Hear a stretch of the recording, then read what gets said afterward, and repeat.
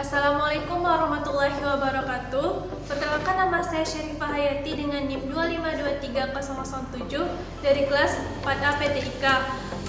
Di sini saya membuat video untuk memenuhi UAS perencanaan pembelajaran TIK. Saya akan menjelaskan tentang kegiatan perencanaan pembelajaran.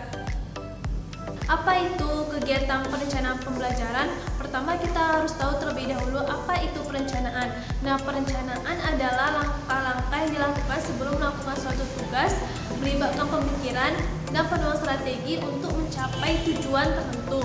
Sedangkan pembelajaran adalah proses pemberian pengajaran atau pengajaran yang dilakukan seseorang untuk memperoleh pengetahuan, keterampilan, dan pemahaman mengenai suatu hal. Berdasarkan penjelasan tentang perencanaan pembelajaran tadi, dapat disimpulkan bahwa kegiatan perencanaan pembelajaran adalah suatu pendekatan yang sistematis yang mencakup analisis kebutuhan pembelajaran, perumusan tujuan pembelajaran, pengembangan strategi pembelajaran, pengembangan bahan ajar, serta pengembangan evaluasinya dalam upaya untuk meningkatkan tujuan pembelajaran yang diharapkan.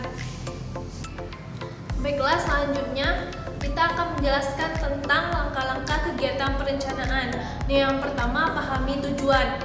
Pertama, kita harus tahu terlebih dahulu apa tujuan pembelajaran yang akan kita capai, apa yang diharapkan untuk murid bisa kuasai. Nah, misalnya murid bisa menjelaskan tentang perbedaan software dan hardware. Pada dasarnya, tujuan adalah apa yang bisa murid berikan setelah kita memberikan bahan ajar kepada mereka, dan tujuan yang akan dicapai harus sesuai dengan kompetensi yang sudah ditetapkan. Nah, yang kedua, analisis karakteristik dan keterampilan siswa. Sebelum kita mengajar, kita harus tahu terlebih dahulu gimana gaya belajar siswa kita, apakah visual, audio, atau kinestetik. Yang ketiga yaitu memilih materi dan metode pembelajaran. Pilihlah materi yang relevan dengan tujuan pembelajaran dan karakteristik siswa, dan pilihlah metode pembelajaran yang bervariasi, nah seperti eksperimen, studi kasus, diskusi, dan lain-lain. Dan dalam memilih metode pembelajaran juga harus menyesuaikan dengan karakter siswanya, bagaimana karakter siswanya, dan materi apa yang akan kita pelajari. Nah, yang keempat adalah memilih media dan sumber belajar. Nah, semua materi yang diperlukan seperti buku, modul, dan alat peraga untuk mendukung proses pembelajaran. Nah, pastikan kita juga punya sumber daya pendukung seperti laboratorium, perpustakaan, dan aula belajar. Yang kelima yaitu merancang kegiatan pembelajaran. Nah, rancanglah kegiatan pembelajaran yang bersifat interaktif dan menarik, serta melibatkan siswa secara aktif. Dalam merancang pembelajaran juga harus sesuai dengan tujuan dan materi pembelajaran, serta juga harus bisa mengatur waktu untuk setiap kegiatan pembelajaran.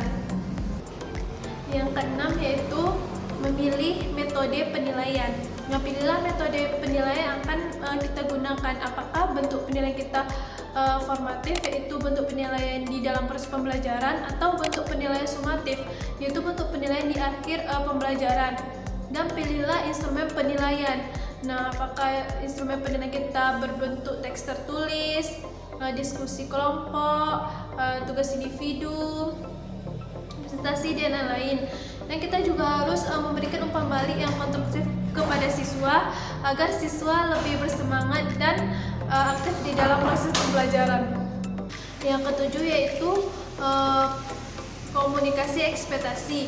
Sampaikan tujuan pembelajaran, kriteria penilaian, dan harapan kepada siswa secara jelas. Yang kedelapan yaitu peninjauan dan revisi rencana pembelajaran. Lakukan evaluasi pembelajaran untuk meningkatkan efektivitas rencana pembelajaran.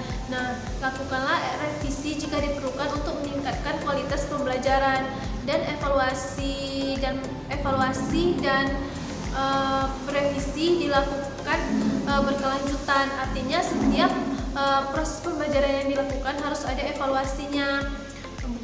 Evaluasi itu bukan hanya satu kali, tapi setiap proses pembelajaran. Nah, demikianlah video dari saya. saya tentang kegiatan perencanaan pembelajaran. Kalau ada kesalahan mohon dimaafkan. Assalamualaikum warahmatullahi wabarakatuh.